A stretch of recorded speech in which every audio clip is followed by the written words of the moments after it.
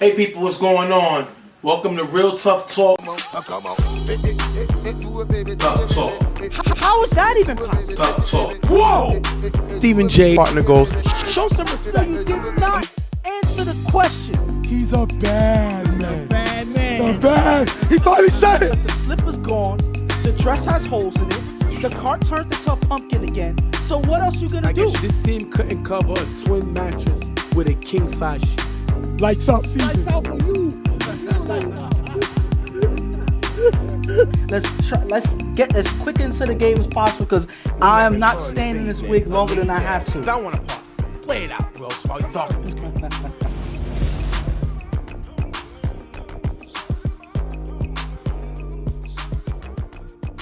Hey people, what's going on? Thank you for joining us on another episode of Real Tough Talk.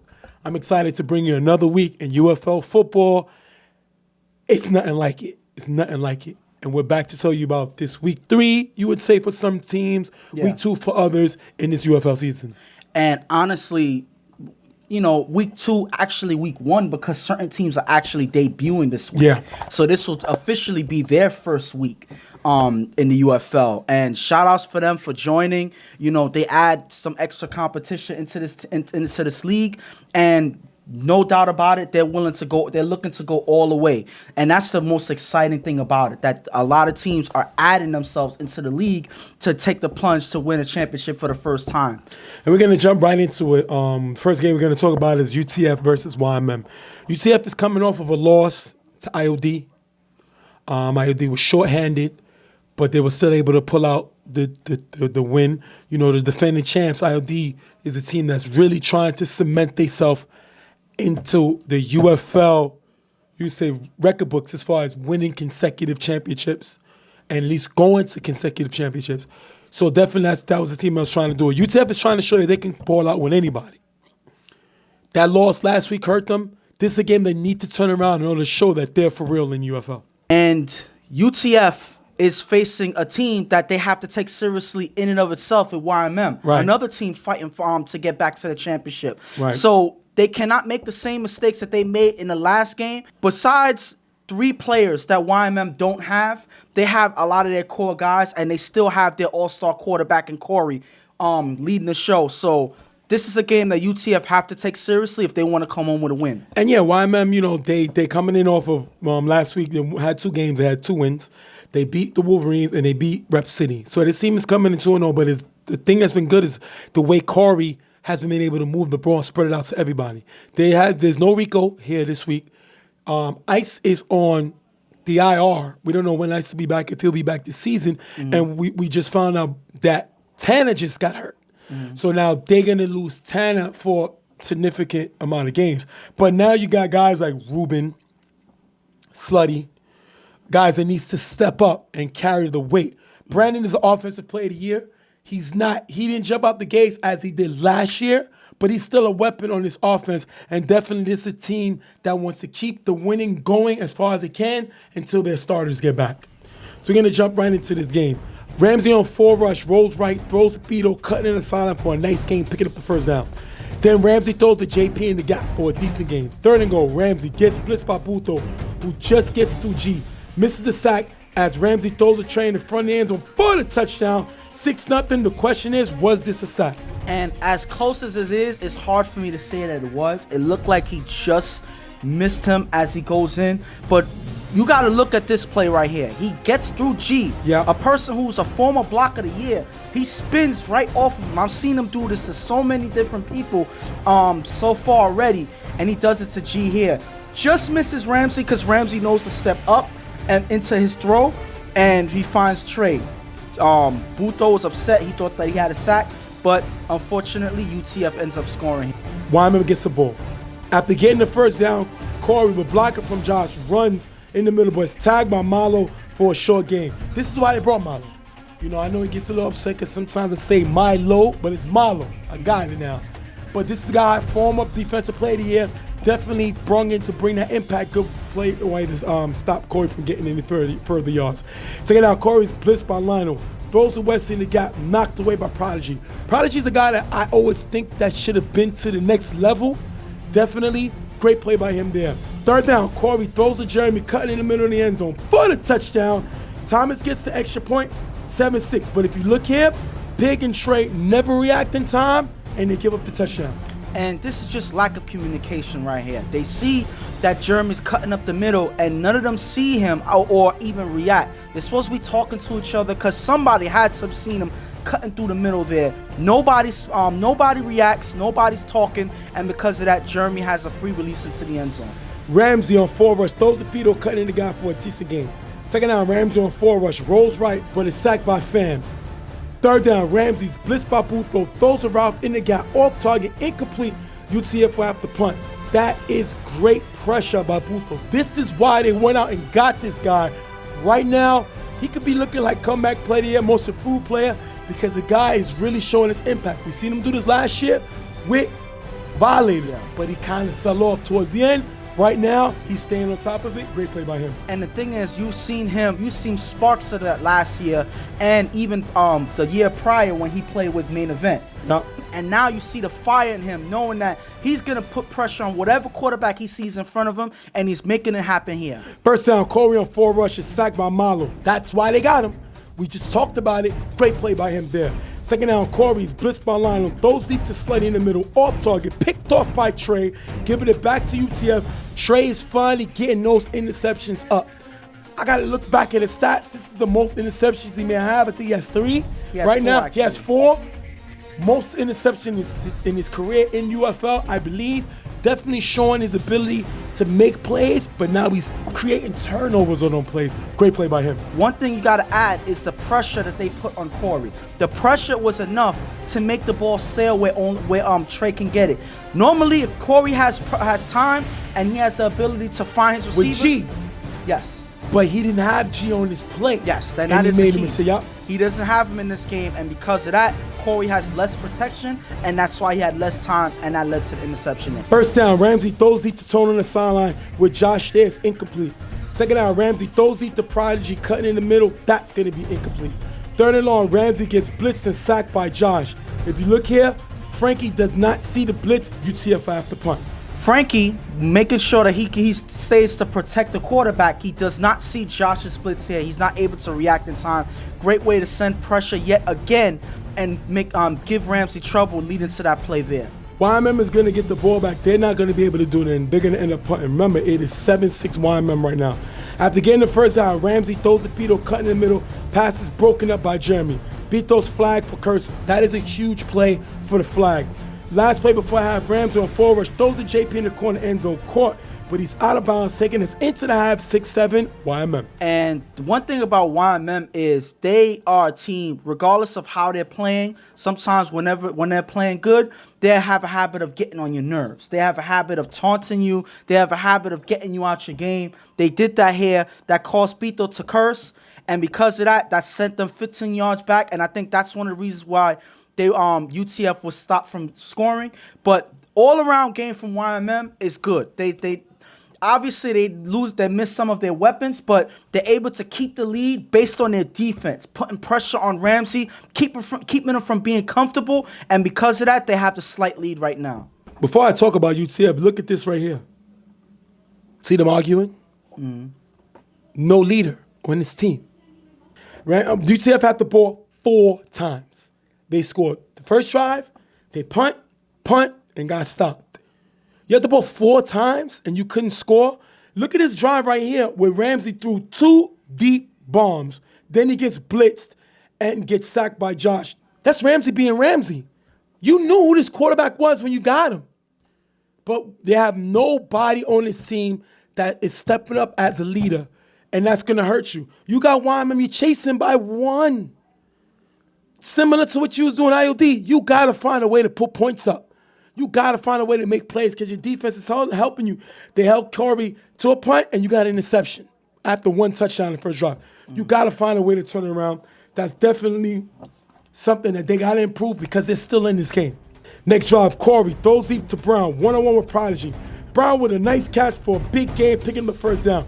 Brown was known as a defender, but what I said is when you got guys like Rico, Santana, Ice all out, Your role players have to make plays, and Brown definitely makes a big play here. And this was a nice pass by Corey. I don't even think that they took Brown seriously on offense, but the thing about Brown is he has speed, and he's able to he's able to get open on plays like this because of his speed and his size. He's able to elude the defense, and Corey's right on target with Brown on that deep pass there. After 2 short passes on 4th and goal, Corey finds Ruben in the corner end zone for the touchdown.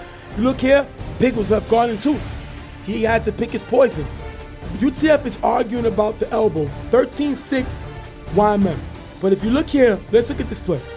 Because UTF believe Malo got elbowed in the head. If you look here, look at Jeremy. Slow it down. We're going to try to zoom in a little bit. Jeremy gets chucked by Malo, Ak, and Lionel. Those are 3 chucks. So what are you going to do if you're an offensive player getting chucked? You're going to try to break the chuck. Jeremy's throwing his arm to try to release the chuck to get out of it, and he does catch Malo in the back of the head. Wasn't intentional. I know Jeremy's physical. Jeremy's known as a borderline type of dirty player, but this wasn't dirty. He was chucked by 3 guys. So obviously you're going to try to break it. He does there.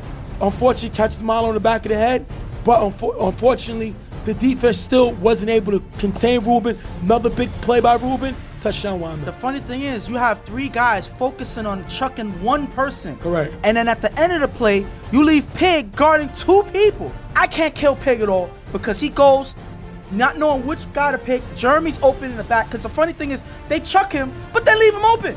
He's open in the back of the end zone. But then you have Ruben and open in the corner. You would say, oh, Pig left the corner. That's not his fault because there's another guy open. So that's a pick your poison situation.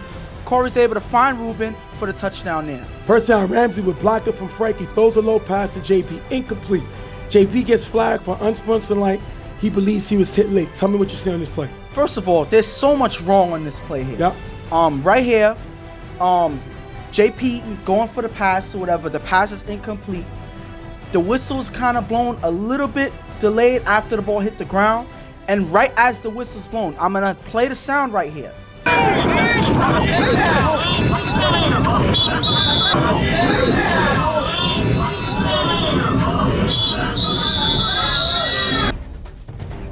As you hear the whistle blown, that's when Jeremy makes contact with JP.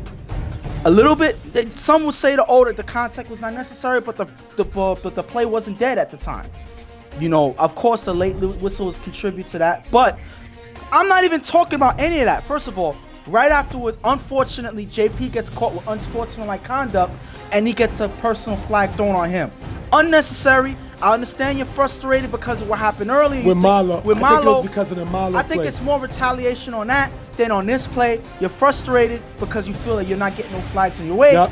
This is your retaliation. Unfortunately, you got to understand, the second aggressor is always the one that gets caught. Always. Always. So you got to understand that. Argue with the refs, you know, talk to them, but don't retaliate on the field because you're always going to be the one caught. But besides any of that, look at this play right here in the beginning. Ramsey, if you see JP, he's open. But rather than go for the first down, he throws the ball in front of him to almost pretty much an incomplete pass. Yeah. Forced an incomplete pass. Why? He wants to be greedy and go for more yards in the next play. Why? I don't know. Yeah. This can come back to bite him, and these are decisions that you worry about Ramsey making at this point of the game. Third down, Ramsey gets blitzed, rolls right, throws to JP in the gap, off target, incomplete. Fourth down, Ramsey on 4 rush, throws a Prodigy on the sideline, that's going to be dropped.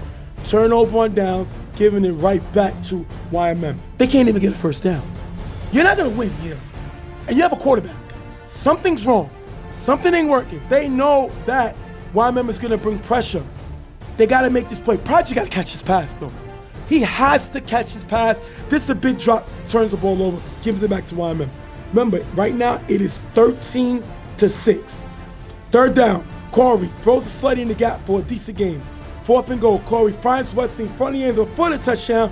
If you look here, Lionel's not guarding anybody. Slade gets the extra point, 20-6.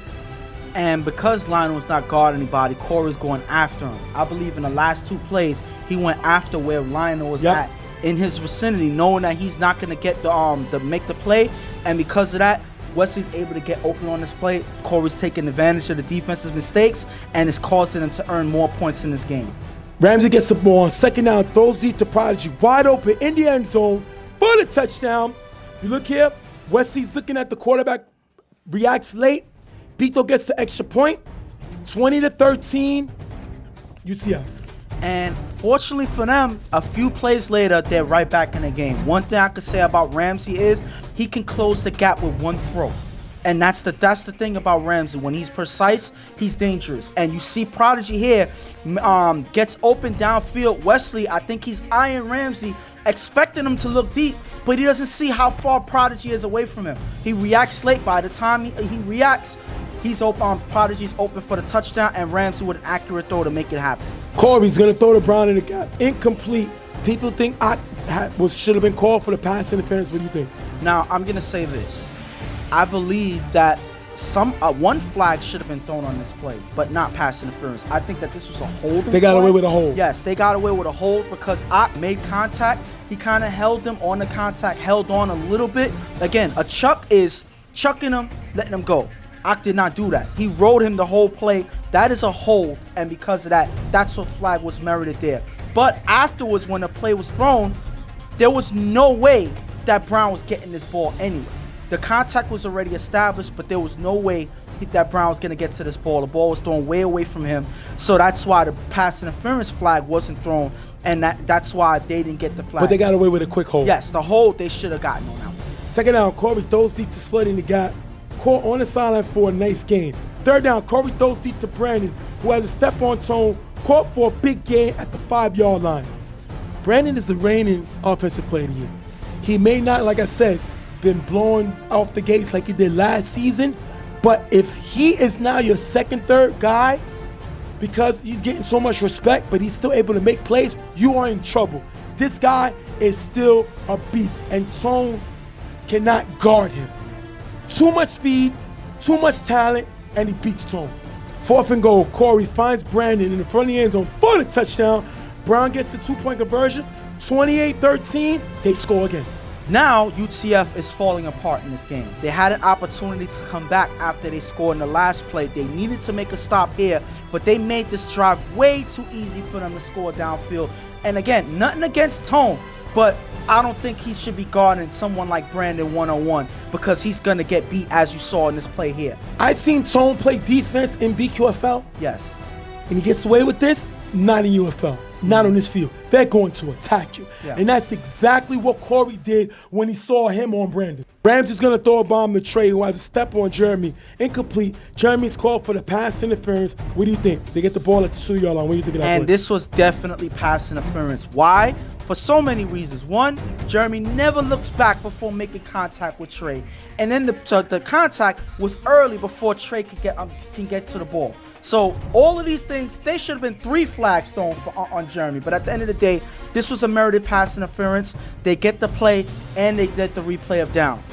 Remember, the score right now is 28-13. Ramsey finds G in the front of the end zone for the touchdown, 28-19. They're able to close the gap yet again, but they have to get this extra point or the game is over. It's good that they were able to close the gap. That pass interference was pretty much a Christmas gift for them that they got late in this game, but fortunately for them, they have a chance to get back in this game. They're going to go for the extra point. Buto's going to get the interception, ending the game 28-19 YMM. This was not their best offensive outing, but they started to heat up later on in the game, making sure that they took advantage of all of UTF's mistakes. They saw that they were falling apart, and they attack. This is how a YMM team should be playing. Regardless of how you start off in the first half, you able to fix your mistakes, come together, and make plays. Corey was relatively accurate in this game. He had one hiccup with that interception, but other than that, these guys stuck together and made things happen whenever they could. That's why they come away with a win. Let me get on both teams real quick. Let me talk about UTF. Arguing, fighting with each other, not knowing what's going on. UTF is in trouble. They're 1-2. 2 of the teams that they was expected to be able to compete with, they lost to. They beat Rep City, first game of the season, but then you lose to IOD and YMM. These are the teams you were supposed to be able to compete with. And you lost this game by 9. but they put up 28 points on you. They need to figure out what they're going to do. I know people going to kill Ramsey. Mm-hmm. He put up 19 points. Mm-hmm. Still pretty good. But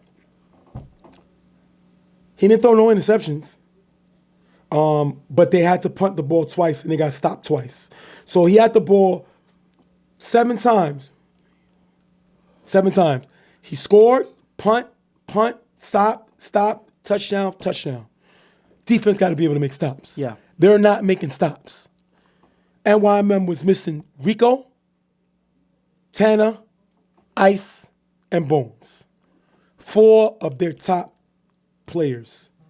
And if you look at it, 3 out of those 4 players are A players. And they were missing that blocker in G that they got this season. And they still put up 28 points. Yes. Now on YMM side, I know I killed Corey last year. Mm-hmm. Corey had the ball 3 times in the first half. He scored once. Threw an interception, had to punt. He had the ball 3 times in the second half. He scored every time he had the ball.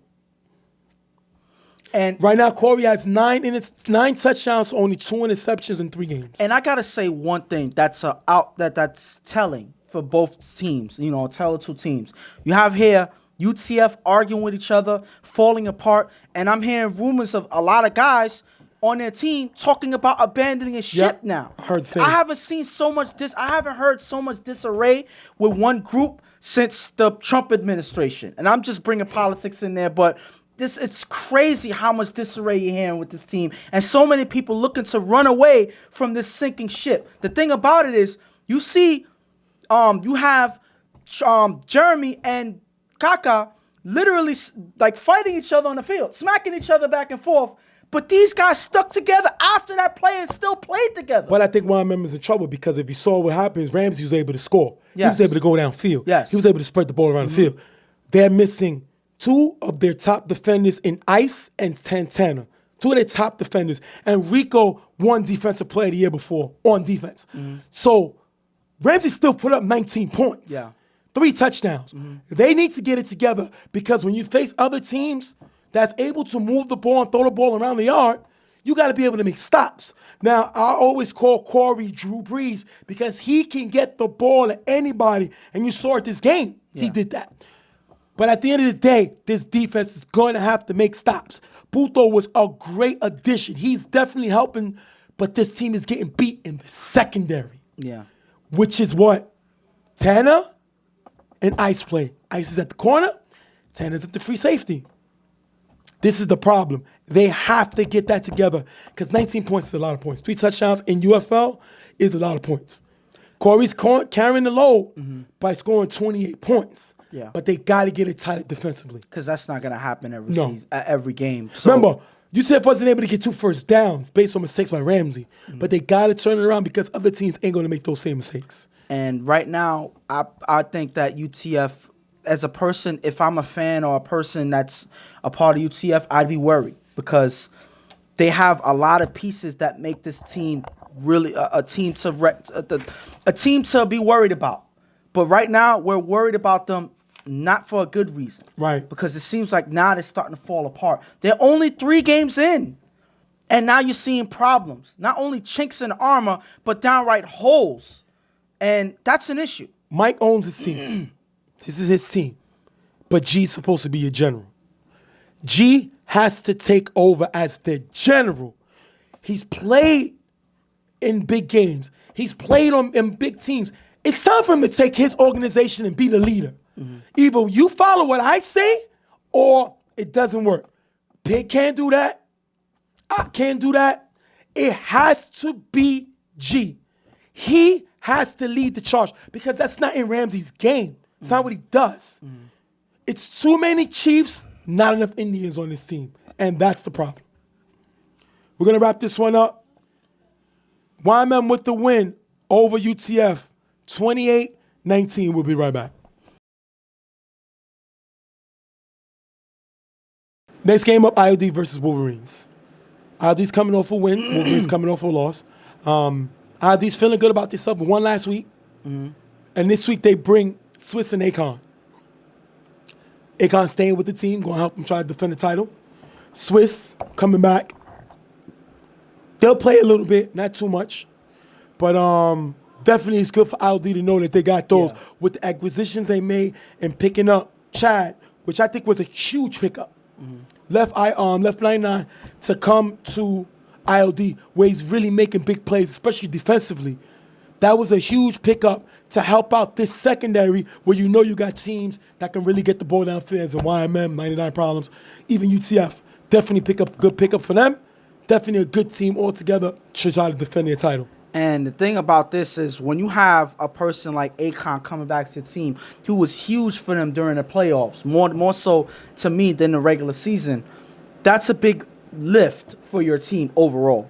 You know, obviously they still had Swiss, but losing Akon was a big piece of the puzzle that they had to help them win a championship. And the fact that he's showing his presence here, making sure that the team knows that he's sticking by them, you know, whether it was him being convinced by Swiss or his own decision, regardless of what, he's here with this team, willing to help them defend the title. And on the other side, Wolverines got a quarterback. I like Ralph. Ralph is going to make mistakes. It's just something that these quarterbacks do. But the thing about this team is they have to help make plays. We've seen a lot of drop passes, a lot of incompletes. They don't have enough playmakers. So just catch the football. Yeah. Just take what they give you. Stop trying to be superstars and turn over the ball. They bring a lot of mistakes. Well, they bring a lot of guys this game. You know, they're more they're a more stacked team now. Not to say with star players or anything, but they have guys that can fit every position now. It wasn't just 6 guys with a quarterback playing Iron Man now. Now they have guys that can be fully rested, switch in and out. So that's a big benefit for them. It's just how they're able to put all the pieces that they now have together. I noticed that they pulled in some guys who played in the BQFL that we covered from the Buttercups that they pull in. They have Adobo, they have Mike, they have Christmas. They have a few guys that's playing with them that are also playmakers. So hopefully these guys can fill in the gaps that they need for this team. We're going to jump right into the game. Ali is going to get the ball. He gets blitzed by Adobo. Throws the Hummer in the gap for a nice game, picking up the first down. Adi, next down, throws the Hummer again in the gap for a nice gain, getting to the 10-yard line. Second and goal, Adi throws to Brandon in the front of the end zone for the touchdown. If you look here, Brandon just beat Slick as he cuts to the outside.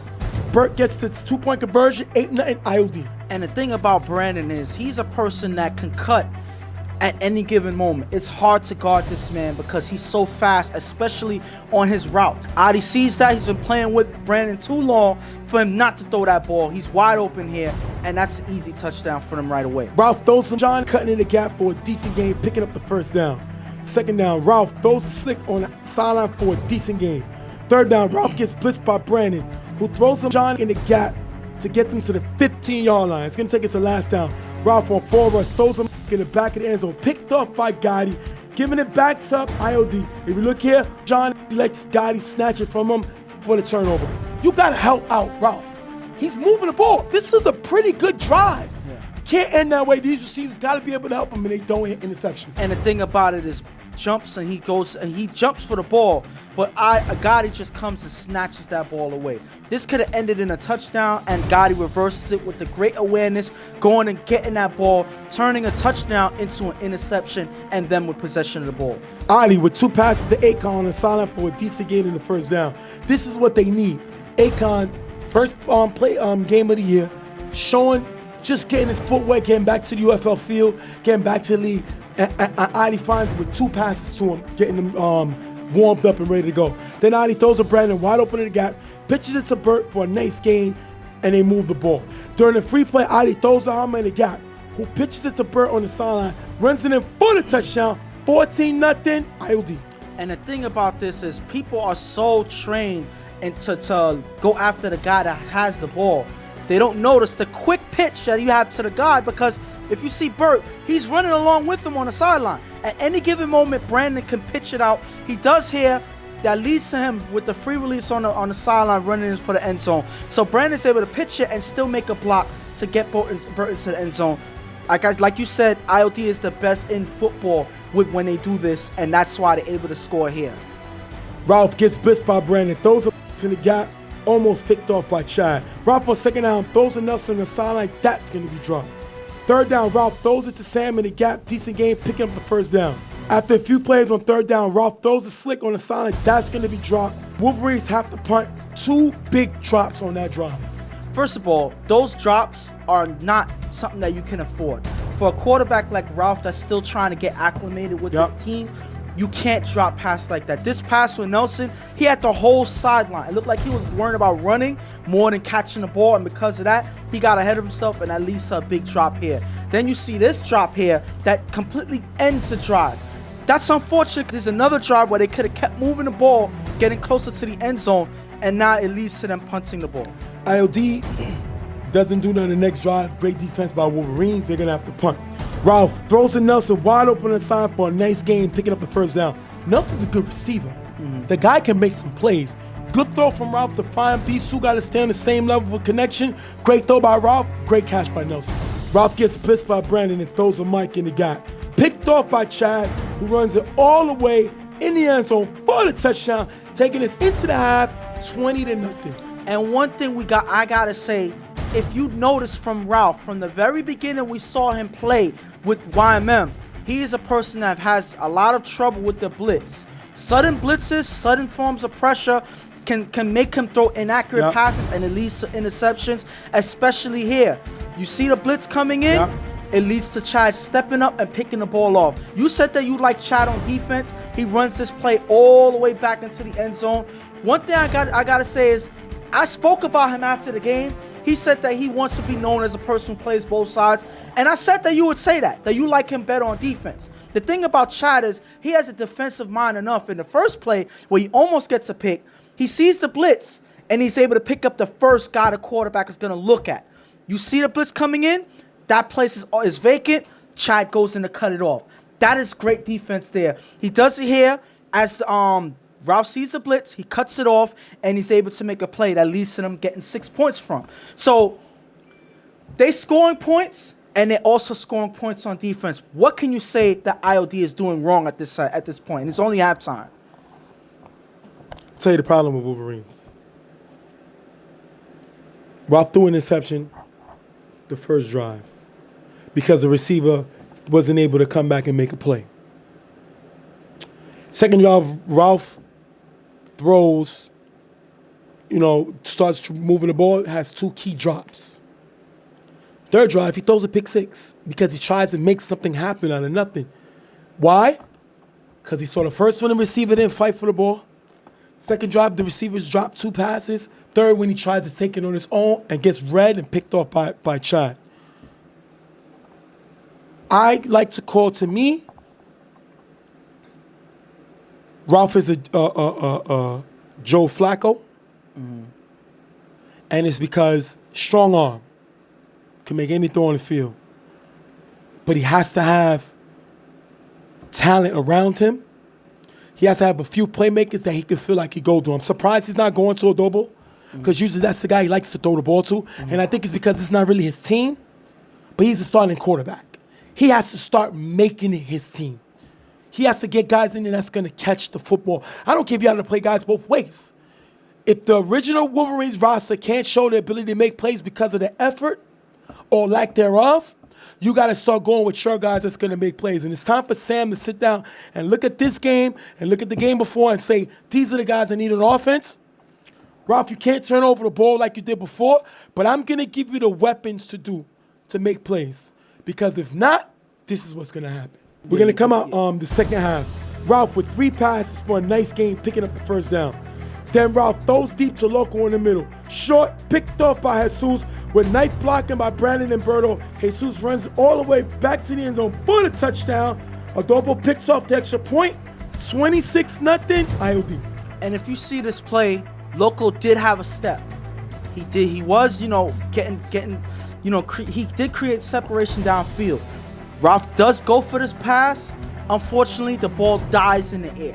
One thing I gotta say is, again, there was not enough oomph underneath this pass. Again, I'm not mad at the throw, just execution. And the fact that the wind is strong on the side that they're going, because the second half, that killed the pass on that one. That's unfortunate. It leads to them picking the ball off and running it back yet again in this game.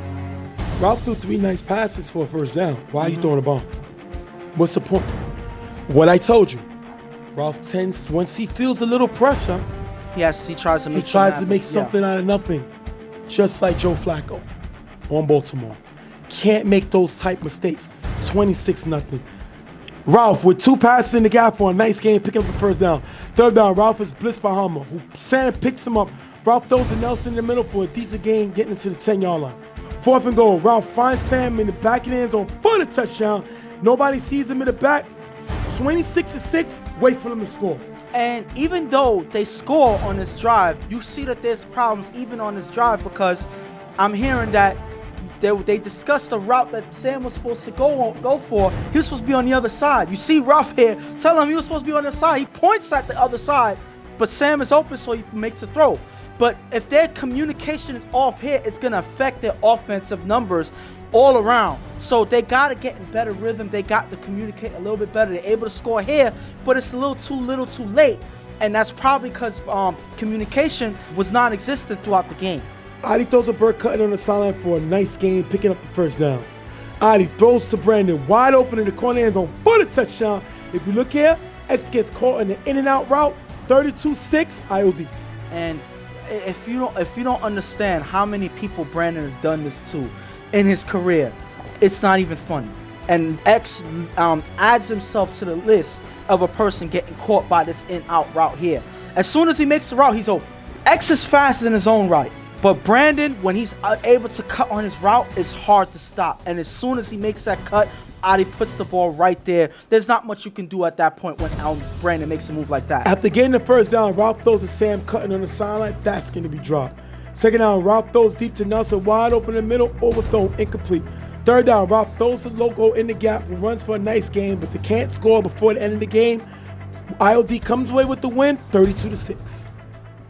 And listen, there's not anything that you could say about IOD that they didn't do right.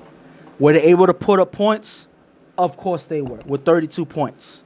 Were they able to play defense? They got 2 interception run backs, let alone a lot of the stops that they had in this game. So what did they do wrong? Absolutely nothing. Yes, they took advantage of Wolverines' weak play in this game, but this is how IOD has to come out and play. You got to have big plays by Chad being made throughout the game. We've been seeing that in this season with Chad, very consistent. You've been seeing Adi get more accurate as time passes. You see Brandon making big plays, and they don't even have Swiss, Akon, and Buck right now in this game, and they were able to put up 32 points. So if they have so much going for them in this game and they're able to play that much better with the added players that they don't have right now, a lot of teams are in trouble. This is the championship team that they need to play at if they want to defend the title.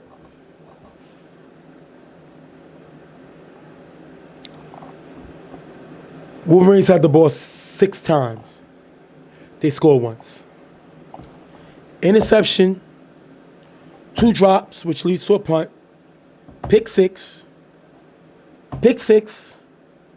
touchdown, stopped.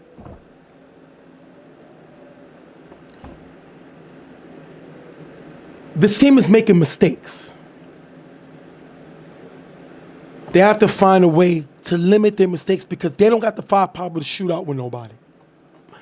Ralph and the guys that he brought in from the Buttercups have to be more involved in what's going on with the team. Adolfo and Christmas, who ran the Buttercups, needs to sit down with Sam and say, what are we going to do to make this team better? They did some positive things. Now, this is what I'd say about the TFL world, touch football, whatever you want to say. This team has a quarterback. They're not great. But you're not going to have top players that want to help this team. They'd rather jump on other teams' roster because it's easy to win. They don't want to go through the grind of helping the team be better. So Wolverines ain't going to get those type of players. You know, I don't care how much you try. I don't care how much you do. If you don't have enough talent, you're not going to keep up with nobody. You can't win without some type of talent. You got to have some form of talent. Mm-hmm. So I'm not going to kill the Wolverines. I know people said that they shouldn't be in the league. They shouldn't do this. They shouldn't do that. They're making mistakes because they're taking their bumps and bruises, but they don't have a lot of talent. So when you have a lot of talent and you have a quarterback that takes a lot of shots, you're going to be set up for disaster. Ralph has to slow the game down. Has to. This team has to know when to take their punches, when to swing, and when to back off. Ralph can't throw bombs downfield, try to throw the ball all over the yard because he doesn't have those type of playmakers. He has to find isolation plays to get Nelson one-on-one with the other team. Defensively, this team is bad. They're not going to stop anybody. Offensively, they have the ability to choose matchups. They have to choose their matchups. They got to get the Buttercups guys more involved and Nelson in this passing game. If Ralph continues to try to shoot out with teams and make plays on his own, he's going to have games like 32-6. My thing is this, though. I don't even think that it's just that they don't have enough talent or anything like that. You just got to put guys in the right position. They have no direction. Guys are just coming together and playing pickup football. If you got to have a position that, first of all, Ralph has to direct this team on offense. Put guys that you feel comfortable in and have them stay there. And on defense, everybody who fits the description of a player who plays this position has to stay there. Everybody has to have a solid role on this team. If they don't and everybody's trying to fly willy-nilly, it's going to be confusing and it's going to lead to games like this. They have guys who can make plays. I like Mike as a receiver in the slot. He's very good. They have X, who is a playmaker in his own right. You have Adobo, who's a decent tight end. You have Nelson, who can be a very good receiver if you focus on it. And he has the most experience on his team. Yes, so my thing is they have a lot of pieces on this team. They're just not put in the right places. You fix that, and I think that they're able to surprise a lot of teams this season. They gave up 20 points offensively. Mm-hmm. They gave up 2 touchdowns on runbacks on interceptions. Yeah. 20 points is still a lot in this league. Again, you already was losing by 20. You was already down. They scored 20 points. So Ralph giving them 2 touchdowns ain't going to help. It's not all his fault. But again, like I said, you got to slow down the game because you're not going to, as much as I like the fact that they want to compete, they're not going to have superstar players that want to play with them because that's where the game is at now. Yeah. Maybe if it was the NFL and there was salary you was paying guys will play, but guys don't want to help this team win because it's too hard. Guys don't like hard anymore. They want the easy road. You know what I'm saying? Yeah. That's the problem. So you can't only kill Wolverines because they can't get talent. Because guys don't want to play with a team that just started. They want to be on a bandwagon team. I know they say, Stephen J likes to gas teams up, but the proof is in the pudding. They have no A players on this team. They have no superstars on this team. So what do you want them to do? They're going to play with what they got. So at the end of the day, they got to know what they got and know when to take their swings, know when to attack, and when to back off if they want to stay keeping it competitive. We're going to wrap this game up. IOD with the blowout win over Wolverines, 32-6. We'll be right back. Next game up, LES versus Carver. Carver Mobb. And LES makes their debut. They won a championship at BQFL this fall. They won a championship in LES this fall. So they've been winning. They're trying to keep the winning going, but now they face the former 3-time champs to show them what this league is all about. And the difference with this league among others is, and that's something that they're going to learn in this game, the field is huge. Yep. So you got to have the ability to temper yourself as you drive down the field. That's one. 2, this field, the conditions on the field is not the best, especially as with the weather. It rains. Anytime it rains, yes. the day before, the field gets a little Let's just slick. say the field is rugged. It's not something you're going to get an easy pass on.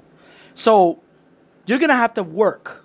This field makes you work, especially against teams that are used to it already, like Carver Mobb. They've been here over 5 years. They won 3 championships. So you're facing a team that knows how to play and make things happen no matter what the situation. So you got to minimize the mistakes. Hopefully, LES is able to come together and make it happen in this game because they're going to need to if they want to come away with a win. And like I said, Carver's trying to get that 50th championship. They know this LES team, so they're trying to definitely shut them down early, take them out, kill their confidence, and we're going to have to see how they work because they've been playing well this season. Chuck already threw 3 touchdowns in the first game. We're going to have to see how they do this game. Carver gets the ball. After getting the first down, Chuck throws to Brian, open on the sideline for a nice game. Second down, Chuck finds Sal wide open in the back of the end zone for the touchdown. If you look here, Brian lets him go. Nobody picks him up. 6-0, Carver. They start early. One thing about Chuck, he sees a mistake, pinpoints it, and attacks it right away. You do not want to make a mistake against this quarterback because he makes you pay for it right away. And these guys know how to open up in different routes, and they're already able to score on the first drive. After getting the first down, JJ's going to get the start for LES. After getting the first down, JJ scrambles on forward rush. Throws the time in the gap for a decent game. JJ gets blitzed by Ricky, rolls right, with blocking from Jarrell, throws to Brian on the sideline, broken up by Femi. Third down, JJ throws to Dennis in the middle. That's going to be dropped. LES has to punt. Dennis cannot drop this pass. He was with the Carver Mobb team when they won their first championship. He knows how dangerous this team is when you give him opportunities, and that's an opportunity missed by him. They're going to have to punt. A person who's a professional like Dennis, who's been around the block a few times already, you cannot drop this pass. You especially cannot drop this pass because everybody else makes it a habit. When you start to make mistakes, it leads to them making mistakes. You got to be the veteran on this team, and he makes a mistake here. Second down, Chuck throws a Boo-Boo on the sideline for a nice game, picking up the first down. Boo-Boo making his debut, always a top guy in this offense, makes a great play here. Chuck then throws a Femi in the gap for a decent game, getting him near the 20-yard line. Third down, Chuck throws to AJ, cutting in the gap for a decent game, gets him to the 7-yard line. 4th and goal. Chuck finds Femi in the back of the end zone for the touchdown. Great way to get him the ball. 12-0, Carver Mobb. My thing with that is, all you heard was completion, completion, completion, completion. Chuck is moving the ball any way he wants on his field. The LES cannot allow Chuck to feel this comfortable. It's the all-time touchdown lead in UFL history. You cannot let him do that. 12-0, Carver Mobb. One thing you can say about Chuck is he takes what the defense gives you and takes a lot more. That's the thing about LES. You got to close the gaps and stop and try not to give these receivers too much space because Chuck is able to get it to them no matter what. So close the gaps and you'll make a harder time for these receivers to get open. That'll make sure Chuck have to work for his points. Second down, JJ's blitzed by Dirt. Blocked by Jerome, throws deep to Simon, open in the middle of the field for a big game, picking up first down. That is a great play by Simon. Dirt, try to blitz in. He's not their big-time blitzer. It's Ricky that does that. So Joel's able to pick him up. Simon with the big play and JJ with the time to find him. That's a big play. Definitely a way to try to get momentum. Great play by LES. Carver does not give away opportunities like this. First of all, they send the guy blitzing in. That shouldn't be blitzing in. Great protection by Joel. Gives JJ the extra time to make this pass. This is a huge play that needs to capitalize off of. Third down, JJ throws to Brian in the back of the end zone. Picked off by Sal. Giving it to Carver. Joel opened short. He didn't find him. He tried to make a play and he got an interception and he paid for it. And the thing about Carver that they do that LES has to respond to in the same way is Carver takes advantage of what the defense gives them. So LES has to do the same. JJ has to be similar-minded when he takes the helm offense. He sees here Joel is standing there. He's not far, but this could have led to a decent play here on third down to get you close to the end zone. You try to go for it on this play. Sal reads it. That's not a person you try to slip a pass like that by. Sal's able to capitalize and get the interception in. Chuck on second down throws to Ricky in the sideline for a decent game. After getting the first down, Chuck throws the cable guy in the sideline for a decent game again. 4th down at the 25-yard line. Chuck with blocker from Ricky throws the cable in the front of the end zone for the touchdown. Nobody guarded him. Give us flag for holding, which is declined. Carver goes up at the half, 18-0. And what I got to say about Carver right now is there's not much a lot of teams can do when not only you have the best quarterback in the game, you also have one of the best blockers in the game with Ricky, giving him protection. So Chuck, when he's comfortable in the pocket, he doesn't have to move. He can concentrate on where the receivers' routes are going because these receivers have designed routes as well. That's why they're able to make points happen so easily. And when you have that put in place, it's hard to stop them. And that's what Chuck and this Carver Mobb team is showing early in this half. Carver could be one of the best teams of all time. But I've seen numerous week in, week out, month in, month out, year in, year out. Teams always give them opportunities. Mm-hmm. Teams allow Carver to capitalize on mistakes. Dennis drops the ball. Elias have to punt. After making a big play, a few down plays later, third down, JJ throws a pass to Brian, which is picked up by Sal when he had Joel open short. Carver at the 25-yard line on fourth down. And you give up the front of the end zone for the touchdown. Certain things you learn. Mm-hmm. Certain things you have to learn. Certain things you learn how to do. Some things you should know how to do. Yeah. Dennis know how to catch the ball. He dropped it. JJ got to know field position. He made a mistake. And you don't give a touchdown on 4th and 25 on the front of the end zone. Mm-hmm. Those are stuff you learn in the sand line. That's what we learn in the parking lot. That's what we learn in Matin. This team just won a championship at BQFL. This team just won a championship in LES. You can't come here and do this. This is buffoonery. You're too talented to make these mistakes against this type of team. You had the ball twice in the first half. You punted and threw an interception. Carver had the ball 3 times in the first half. Touchdown, touchdown, touchdown. You can't do that in any league, especially here. In the defensive league, you can't give up 3 touchdowns consecutively. What? Consecutively. Consecutively. I can't even say it because it shouldn't happen. Hopefully, they'll get it together in the second half, because if not, this field could not only become difficult, it becomes your enemy if you don't make stops. JJ on 4th down throws an elbow in the middle for a nice gain, picking up a first down. JJ on 4 runs, runs across to the sideline, nice gain. Good play by JJ. Not taking a chance. On 4 rush, took the run, took what he got. Second down, JJ on 4 rush, rolls right, throws a Dennis in the gap, almost picked off by Tommy.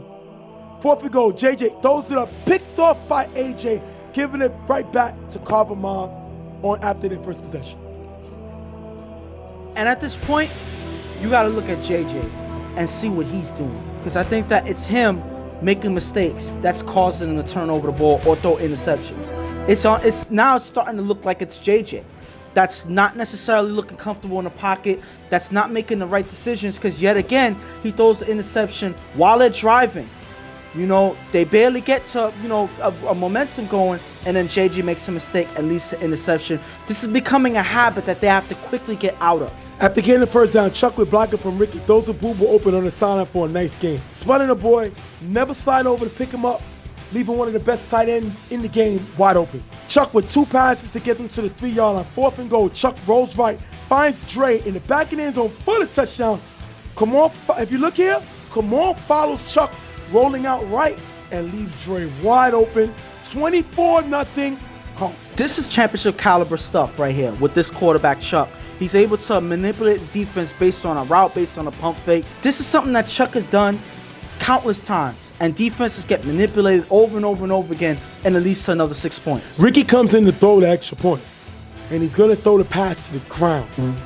This is similar to what we saw Pams do. Yeah. Carver is the worst bringing in trick play extra point team in the league, because they can't even get the ball past the line of scrimmage barely. And the thing about it is, okay, this one gets thrown to the line of scrimmage, but if you look here, this is the best open pass to the ground I've ever seen. Ricky throws it directly to the ground. I don't know if he was trying to do that, but listen, I'm going to put this side by side with him and Pams.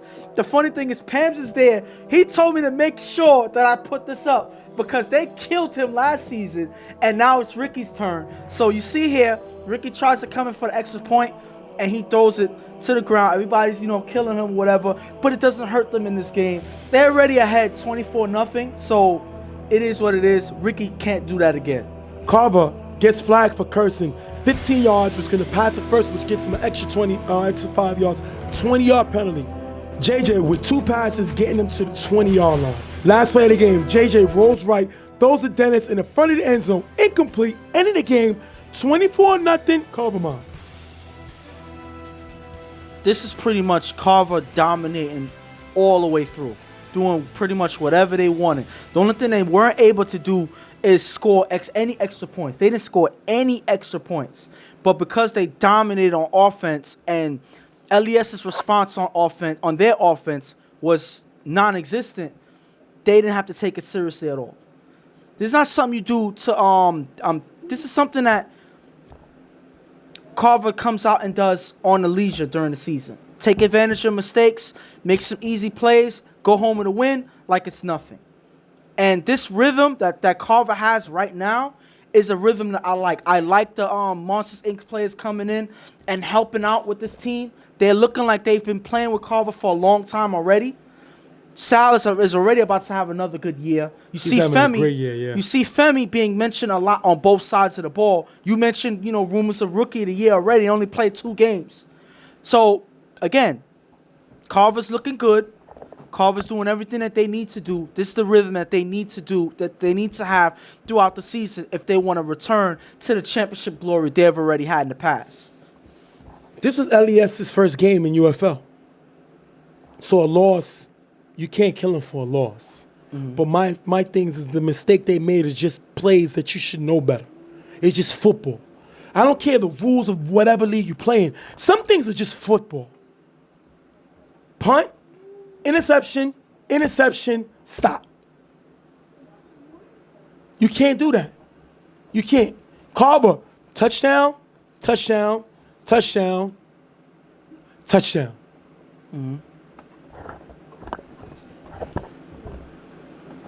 In rules of football, I got to score more than you to win.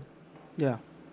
So either I got to stop you from scoring or I have to score more than you. Those are the only 2 ways. They did neither, which is why they lost. You can't make these mistakes. JJ has to be able to beat these type of teams or he will always be questioned as being an A quarterback. Always. The kid has the height. The kid has the speed. The kid has the arm. He has to put it together. The thing about it is the way they looked in this game, the way JJ looked, you said he's always going to be questioned as being an A quarterback. Correct. The way he looked in this game, he should be questioned being a quarterback, period. Wow. And I'm not trying to take offense to him at all. I'm saying the way that you performed here is not something you want to see later on. You got to be more accurate. You got to make guys, you got to get in better rhythm. That's all I'm saying. You got to get in better rhythm. He didn't look this bad when he played with the U a few years back. He didn't look this bad. No. So he got to get back into rhythm. He got to get his guys more involved. He got to structure his offense to be more comfortable for him. But his guys got to understand, if your quarterback is not playing lights out, you're playing against the top team, they got to help you. They didn't do that. Then it's dropping the ball to make you have to punt. That's not helping. Guys getting beat offensively, that's not helping. On defense getting beat, that's not helping. You got to come together and help each other. Nobody's going to wait for y'all to get developed because y'all done won 2 championships already in the fall. Mm-hmm. It's time to show that we mean business and we can win wherever we go. And they have another game left today. Yes. On this day, they have another game left. So we're going to have to see what happens their next game. We're going to wrap this one up. Carver winning over LES 24-0. We'll be right back.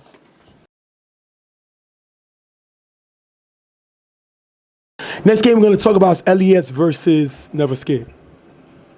And it's a big game for Fred, quarterback of Never Scared. He comes in, first of all, he was the number 2 scoring offense last year. He had 19 touchdown passes last year. Yeah. Behind only Reggie.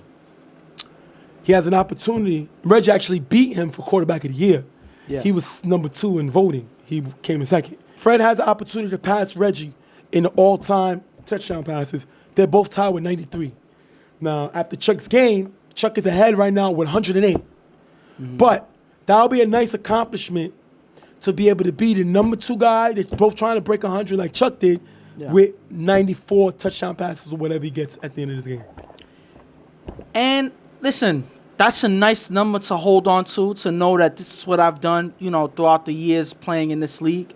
But I'm not sure if Fred is actually worried about the numbers too much. I mean, I'm sure that he is, for bragging rights.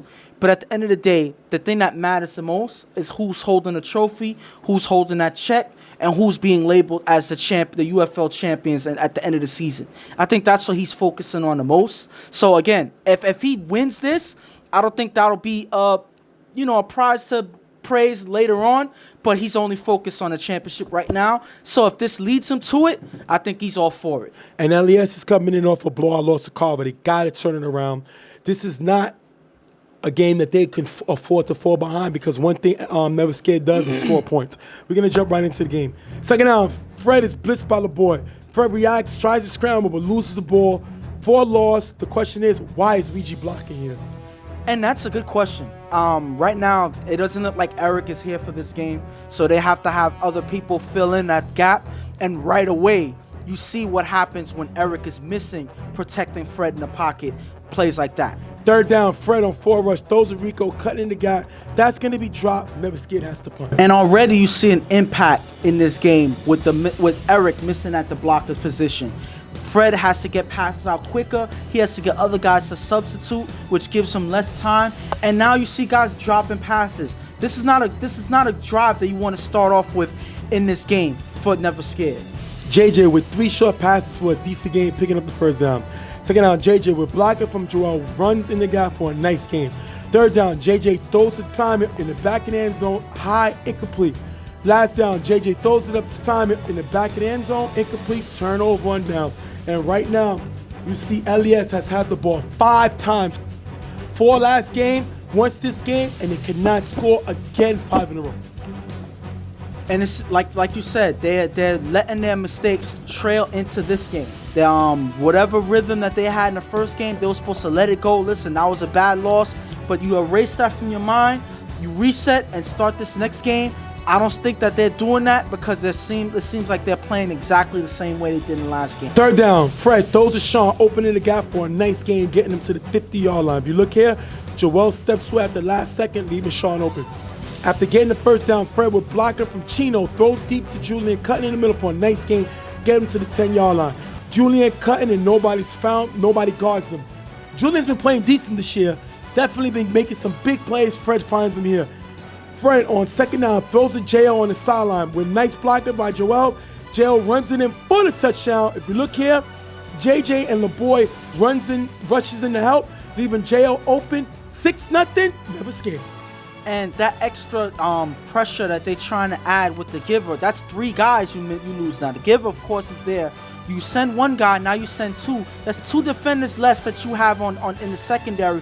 Because of that leaves this receiver open for the touchdown. And JL's been playing great this season. That's one guy you don't want to leave open, because him and Fred are moving the ball. They're communicating well mentally without even talking. I don't know if they got telepathy or something like that, but he's been finding him. Teams better find a way to shut this guy down. Second down, JJ gets blitzed by Rico. Throws deep to Kamal in the middle, who runs it into the end zone for the touchdown. If you look here, Rico blitzing from the sideline. Nobody picks up Kamal. Kamal's able to score. LES show that they can find the end zone. 7-0, LES. And the thing about this is, if you look, Kamal has a delayed route where he walks past the line slowly. As Rico comes in, after everybody adjusts as Rico blitzes, you see Kamal jet towards the middle of the field. Nobody picks him up. Nobody even sees him get by that way. Nobody picks up the corner. It's like they forget that there's a receiver there. When you sacrifice the blitz and you blitz in there, you got to have somebody pick up the slack there. They don't, and Kamal's left open, wide open downfield. After getting the first down, Fred on second throws to Joel, who runs on the sideline for a nice gain. Third down, Fred on 4 rush, rolls right, throws for a few yards. Chino gets flagged for holding. Replayed it down. Last play to have, Fred throws short to Joel, who can't reach the end zone, taking us into the half. 7-6, LES. And LES ends the half with the lead.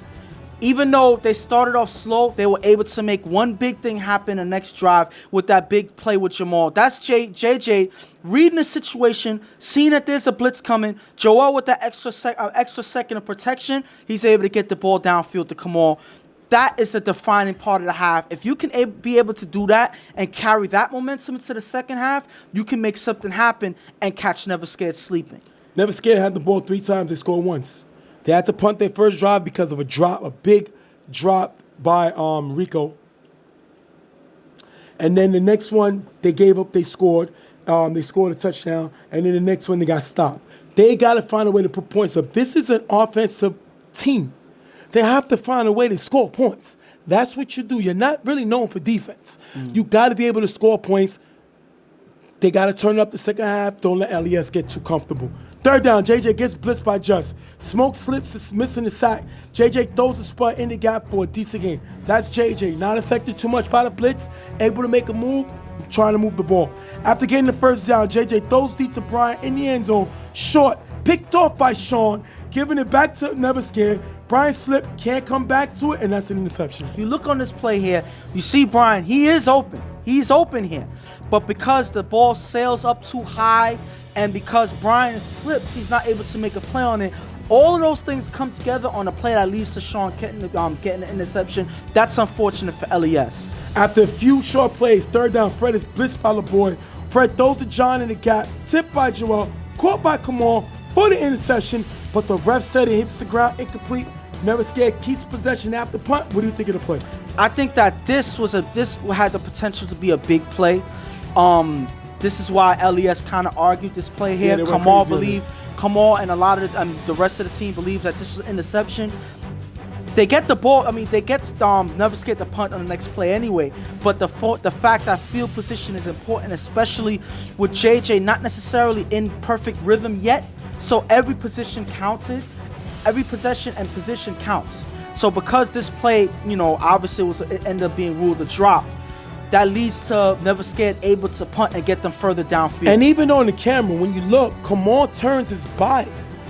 Nobody can see this besides the ref.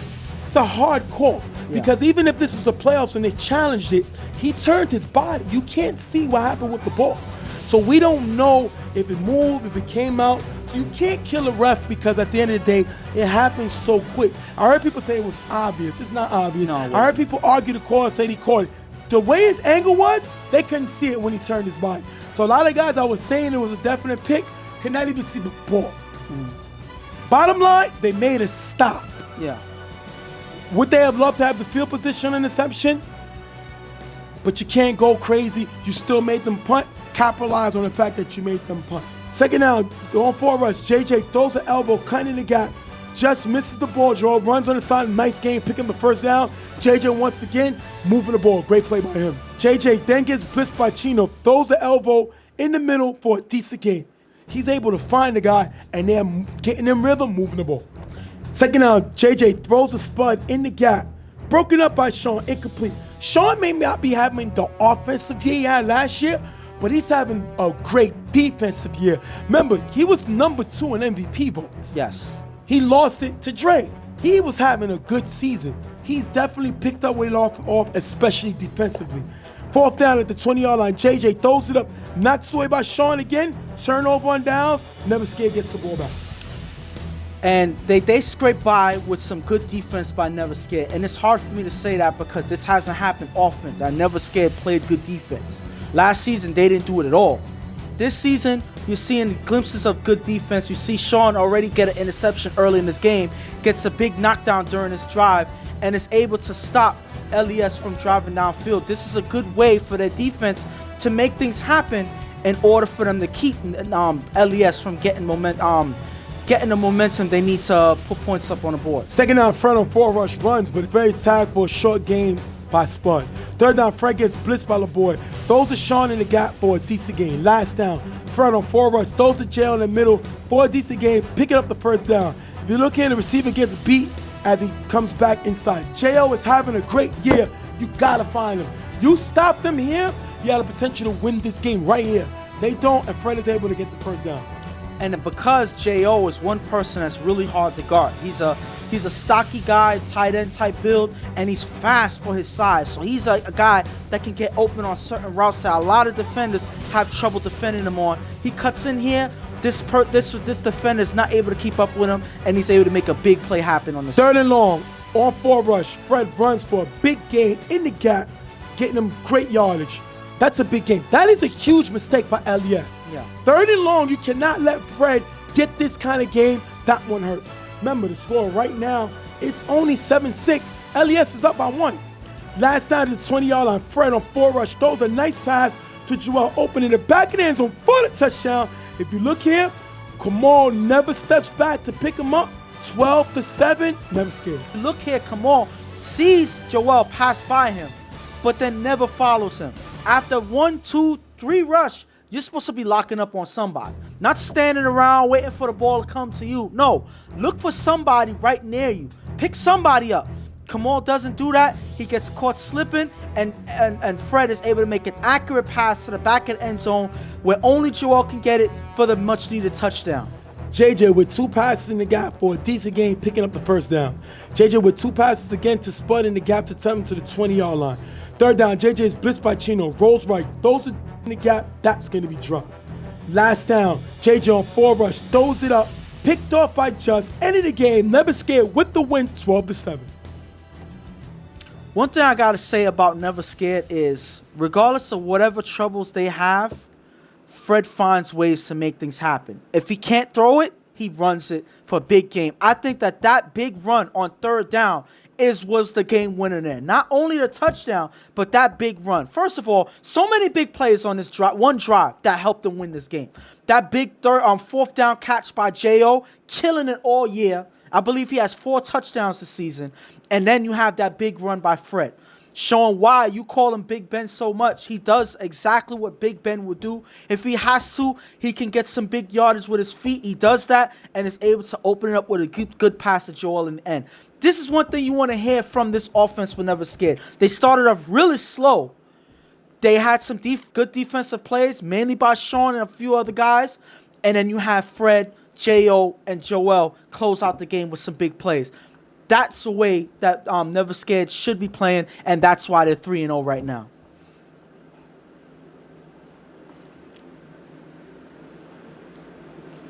LES gave this game away. First of all, this game, they had the ball 5 times and they only scored once. Stopped, touchdown, interception, stopped, interception. So, in 2 games, they threw 3 interceptions. Can't win here if you do that. 4, they had the ball 9 times and scored once. 2 games, you had the ball 9 times, scored once. That's not going to win. 2 games, you had the ball 9 times, 2 interceptions. 3 interceptions, that's not going to win. You know, I like to say who certain quarterbacks remind me of. Mm-hmm. And JJ reminds me similar to like a Derek Carr from the Raiders. Young, already showed the ability to have talent. He won Friday Night Lights in EHL. I mean, he won Friday Night Lights when he was with the U. But you still don't know what you got with him. He has the height, the arm, can scramble, but he doesn't seem to have put that all together. Yeah. That's my issue with him. At the end of the day, like I said, LES comes away 0-2. We're not going to kill him about that. They knew the league. This is their debut. You can't have the ball 9 times, only score once. You can't. You can't, in 2 games, give up 6 touchdowns in 2 games in the defensive league. It's too many points. They have to figure out what they're going to do. They have the talent to compete in this league. You play 2 of the top teams in your division. Mm-hmm. You still got to play grind time. You still got to play Team X. Still got to play a sleeper team, Harbor Humans. Then you still got to play Eastern Conference teams. You got to capitalize on this opportunity, on this stage to show that LES is for real. Mm-hmm. You're 0-2. You still have talent. You still have playmakers. It's time for JJ to sit at the head of the table. Time for JJ to say, I have the talent to be an elite quarterback.